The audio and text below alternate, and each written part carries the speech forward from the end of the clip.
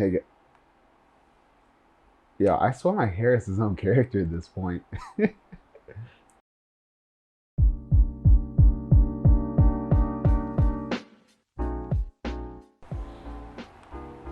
Hey guys, what's going on? It's your boy Jay, and in light of recent events, I have now gone back to Ftmo, and I'm currently going to be building my firm from there. My Forex funds is coming, but to be honest with you, I want to build a solid foundation with a prop firm with some really good standing, and then I will go back to doing the other ones. So my apologies if people are waiting for that my Forex funds video, but I don't. Your boy still got to get paid.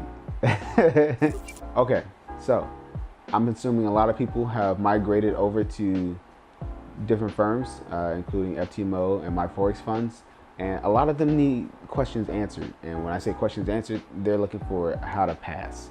So here's a really big tip from me to you on how to pass. This is going to come from after your back testing stage and your demo testing forward stage. We are going to go on and look at what is called a Monte Carlo simulation, or in Ftmo standards, an equity simulator. This will help you so much in getting a good idea and a good baseline for where you stand in the Forex market, and to see how well you would do during a challenge without just hopping in blind. You know what I mean? So let's go ahead and hop on the computer, and then I'll let you guys know what's going on. Hey guys, what's going on? It's your boy Jay, coming at you with a pretty snazzy video about one key tool that you can use to help build your confidence before taking these challenges. So let's go ahead and get into it right now.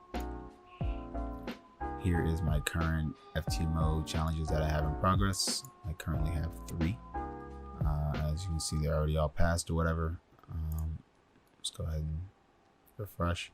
Okay, so I'm going to be doing my verification in a couple of days, and if you want to join me in that process, then by all means, I have a link to my Signal service in the description. Essentially, if I pass, you pass. If I fail, well, you fail too. But I don't plan on failing. All right, so let's go ahead and go to this tool. Right, so if you go to Ftmo, go to the client area, scroll down, and you'll find this equity simulator. It's a very cool and also important tool. This is also known as a Monte Carlo simulation, which runs a bunch of different scenarios for you with certain parameters. So if you plan on taking the 100K challenge, your win rate through your back testing, your proper back testing, you discover is, let's say, 45, with an average risk to reward of about 3. And this is a question of how many trades that this will occur. If you trade once a day, let's say you did, you have 20 trades, 10 lines. This will be 10 different variations, as if you took the challenge 10 different times using these same parameters. And your risk percentage was 1. All right, so let's go ahead and run it. Well, we'll say 1,000. So we're gonna run it, and as we can see, just about every challenge attempt is passed except 2. Yep, except 2. And both of those, you would end up getting a retry. So now let's go over these parameters to make sure that even though this looks really nice in the end, are you able to do it?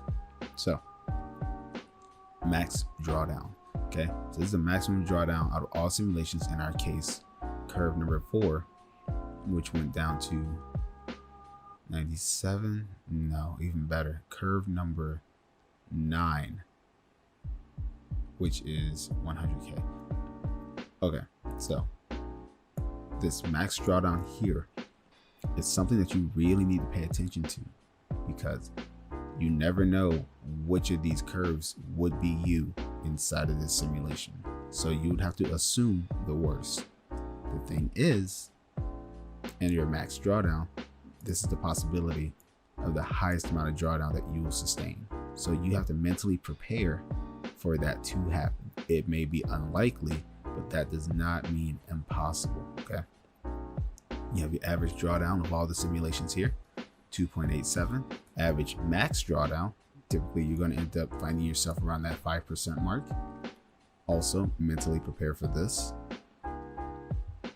And here's a really big one, your max consecutive losses. So just because you lose 6 times in a row does not mean that your strategy is not profitable, okay? In showing this is saying if your risk is kept the same, your max drawdown, although really, really high, for the challenge, does not mean you will not pass, okay? So we have a chance of seeing 7 losers in a row. Now this is the part where you ask yourself, are you okay with seeing 7 losers in a row? And are you okay with dealing with an 8.5% maximum drawdown? I'm just going to round up even higher and say 9. I know that you can round down, but we're looking at worst case scenario. That way we are completely prepared for the worst. Now, if this number is too high for you after running this simulation a few times,